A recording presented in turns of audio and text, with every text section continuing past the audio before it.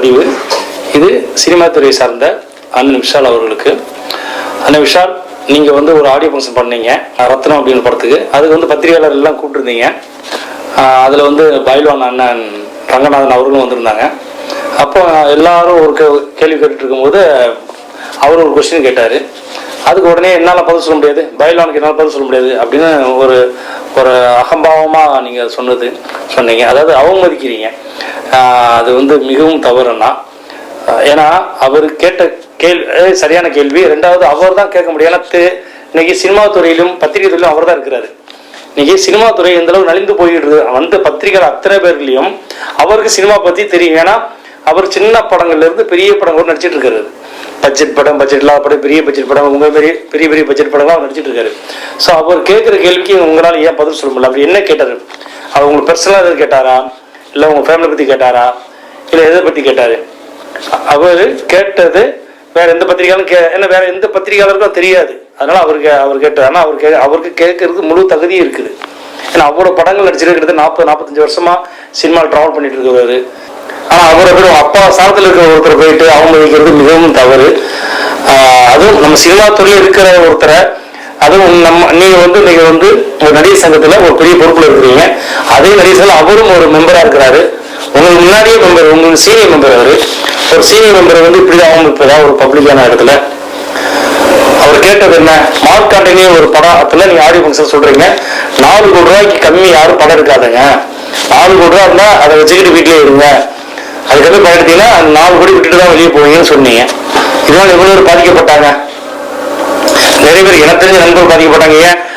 பிரபலமான ஒரு நடிகர் லிவிங்ஸ்டன் சார், அவர் இடையில சந்திக்கும் அவர் ஆபீஸ்லாம் போட்டு ஒரு 2 கோடி ரூபாய் ஒரு அருமையான ப்ராஜெக்ட் ரெடி பண்ணி, அவர் தான் ஹீரோ, அவர் டைரக்டர், அவர் ரெடி பண்ணி எல்லாமே ரெடி பண்ணி கிட்டத்தட்ட 6 மாசமா டிஸ்கஷன் பண்ணி கதையெல்லாம் ரெடி பண்ணி ஷூட்டிங் போறதுக்கு ஒரு 10 டேஸ்க்கு முன்னாடி உங்களோட அனௌன்ஸ்மெண்ட் அவர் பெருசாக தாக்கிடுச்சு. அவங்க ப்ரொடியூசர் பார்த்துட்டு, என்ன சார் விஷாலே வந்து 2 கோடி ரூபா தான், 4 கோடி ரூபாயில் கம்மி படம் பண்ணாதனால நம்ம 2 கோடி தான் படம் பண்றோம், எப்படி கிட்ட இருக்க முடியும், ஐயோ சொல்றேன் சார் அப்படின்னு அன்னைக்கு க்ளோஸ் பண்ணிட்டு போயிட்டாரு.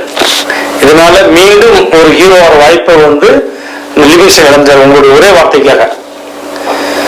நீங்க 100 கோடி 200 கோடி எடுங்க. ஆனால் இன்னைக்கு ஒரு புது ஹீரோ வச்சு 100 கோடி 200 கோடி யாராவது எடுக்க முடியுமா? 2 கோடி தாண்ட முடியுமா? 1 கோடி தாண்ட முடியுமா? அப்ப நீங்க என்ன சொல்லியிருக்கணும்? புது படம் இருக்கவங்களுக்கு நான் ஆதரவு கொடுக்குறேன், தேட்டர் வாங்கி கொடுக்குறேன் அப்படி சொல்லிதான் சந்தோஷம். அப்போ அதை பேசிட்டீங்க. அதுக்கு நாங்கள் எல்லாமே எதிர்ப்பு தெரிவிச்சோம், நானும் தெரிவிச்சேன், எல்லாமே தெரிவிச்சாங்க. அதுக்கப்புறம் இப்ப ரத்ன ஆடியோவில் நீங்க என்ன சொல்றீங்க? சிறு தயாரிப்பாளர்கள் ஆதரவாக இருப்பேன் அப்படி சொல்றீங்க. சிறுபட தயாரிப்பும் ஆதரவாக இருப்பேன் அப்படின்னு சொல்றீங்க. அதுக்கு பைரவன் என்ன கேட்கிறாரு? அப்ப அன்னைக்கு மார்க்காண்டினியில வந்து ஏன் வந்து நீங்க வந்து 4 கோடி கம்மி படம் இருக்கா சொன்னீங்க?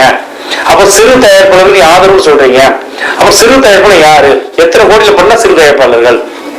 10 கோடியில பண்றவங்க சிறு தயாரிப்பாளர்களா? 20 கோடிக்குள்ள பண்றவங்க சிறு தயாரிப்பாளர்களா? நீ எந்த விதத்துல சிறு தயாரிப்பாளர்கள் ஆதரவா இருப்பீங்க?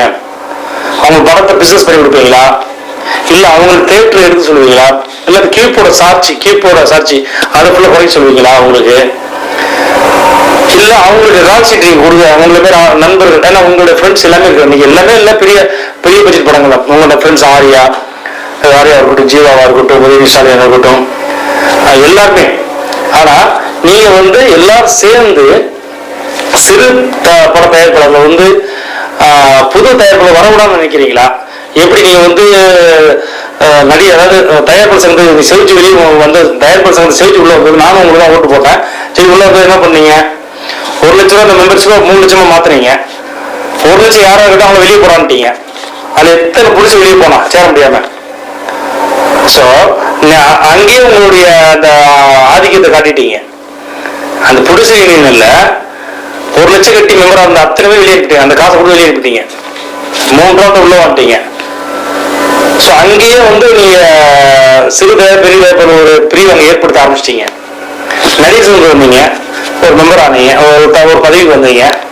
புது மெம்பர் நிப்பாட்டி யாரும் சேர்க்காதன்ட்டீங்க. உடனே புதுசா நீங்க யாருமே சேர முடியல. நீங்க கிட்டத்தட்ட ஒரு 5-6 வருஷமா வந்து நடிகர் சேர்ந்து ஒரு மெம்பரோடு சேரல. அவங்களுக்கு வாழ்வாதாரம் என்ன ஆகும்? சினிமாவை நம்பி இருக்கவங்களுக்கு அதெல்லாம் இருக்கட்டும், அது ஒரு பக்கம். ஆனால் வயசு அனுபவங்கள், நம்ம உங்களை விட சினிமாவுக்கு மூத்தவர், உங்களோட சினிமா நிறைய பண்ணவர், உங்களை விட அவர் வந்து Rajini sir, Kamal sir, Vijay sir, Vijayakanth எல்லா கூட இருக்காரு. அவர் பண்ணாத கேரக்டரே கிடையாது. அவர் பத்திரிகையாளர் வேற. அவர் புரட்சித்தலைவர் எம்ஜிஆர் கூட இருந்தவர். எம்ஜிஆரோட செய்திகளையும் அவர் சேவைகளையும் மக்கள் கூட்டு போய் சேர்த்த பத்திரிகையாளர் அவர் நீ எப்படி அவமதிக்கலாம் பப்ளிக்ல? உங்களுக்கு பிடிக்கலையா? Okay, no comment. ஒரே வார்த்தை முடிஞ்சிச்சு. பைலன் சார் கேட்கிறாரா, சார் நான் இது பதில் இப்ப சொல்ல முடியாது, அப்புறமா சொல்றேன், முடிஞ்சிச்சு ஒரே வார்த்தையில. அவர் கேள்விக்கெல்லாம் பதில் சொல்ல முடியாது. அப்படின்னா வெளியே போக சொல்றதா அர்த்தம். ஒரு பப்ளிக்கான இடத்துல நீங்க ஒரு ஹீரோ, இன்னைக்கு ஒரு மாஸ் ஹீரோ, ஒரு பெரிய பட்ஜெட்ல படக்கூடிய ஹீரோ, நீங்க சொன்னா 4 பேர் கேட்கறாங்க, அந்த இடத்துல இருக்கிறீங்க. உங்களுக்கு ஓட்டு போடல அவரும் ஒருத்தர் தான். நடிகர் சங்க ஏன்னா என்னோட படத்துல வந்து பைலான் சார் நடிக்கும் போது அப்பதான் எலெக்ஷன் நடக்குது. அப்போ நாங்க பேசும்போது சொன்னோம், சார் இங்க ராதாரவி சார் இருக்காங்க, விசால் சார் நிற்கிறாரு, யார் சார் ஓட்டு விசால் சார் ஓட்டு போடுறோம். அவர்தான் சொன்னது. ஏன் சார் ராதாரவி சார் நிறைய பண்ணீங்க? இல்ல ராதாரவி சார் ஆண்டாங்க, புதுசா வரோம் தம்பி, புதுசா வராப்புல, புதுசா வந்து சங்கத்துக்கு ஏதாவது பண்ணாப்புல, நான் நிறைய படம் எடுப்பாப்புல, நிறைய பேர் வேலை கொடுப்பாப்புல, இன்னைக்கு புதுமுகங்களை படுற கஷ்டம் எல்லாமே அவருக்கு தான் தெரியும் அப்படின்னு அவர் சொன்னார். எங்களோட ஷூட்டிங்ல என்னோட படத்துல சின்ன பண்ணை பெரிய படம் ஷூட்டிங் பண்ணிட்டு இருக்கிறேன். அந்த படம் எலெக்ஷன் வருது. ஸோ அதுல வந்து ஹீரோ ஒரு மாமனாரா நடிக்கிறாரு பயிலரங்கனால. அப்ப சொல்றாரு அவரு,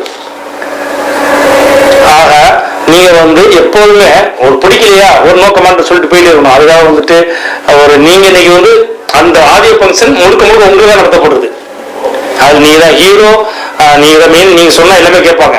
அப்படி படத்துல அவங்களோட வலிமையை அங்க காட்டக்கூடாது. நீங்களும் இவரை மாரி சாதாரண ஆளா போயிருந்தா ஓகே, அங்க எல்லாமே நீங்க தான், நீங்க சொன்னாதான் நடக்கும். அப்படிங்கிற இடத்துல நீங்க எவ்வளவு மரியாதை நடக்கணும். ரஜினிகாந்த் சார் அந்த டாப்ல இருக்காருன்னா அவரால் பாதிக்கப்பட பெருசா இருக்க மாட்டாங்க. அவர் மன உளைச்சல் ஆள் நிறைய இருக்க மாட்டாங்க. இப்போ உங்களால மன உளைச்சல் நிறைய இருக்குங்க. மன உளைச்சலான நிறைய ப்ரொடியூசர்ஸ் இருக்காங்க, மன உளைச்சலான அப்கமிங் டைரக்டர் இருக்காங்க. ஸோ மன உளைச்சல் தான் மிகப்பெரிய ஒரு பாவம், கொடூரமான செயல். ஒருத்தர் மன உளைச்சல் ஒரு மிகப்பெரிய கொடூரமான செயல். வந்தவர் வாழ வைக்கும் தமிழ்நாடுன்னு சொல்றோம்ல, நீங்க எத்தனை பேர் டைரக்ட் சொல்லியிருக்கீங்க. ஆனா அந்த அவமதிப்பு மிகவும் கண்டனத்துக்குரியது. தயவுசெய்து இது மாதிரி எப்போதும் பண்ணாதுன்னு கேட்டுக்கொள்கிறேன்.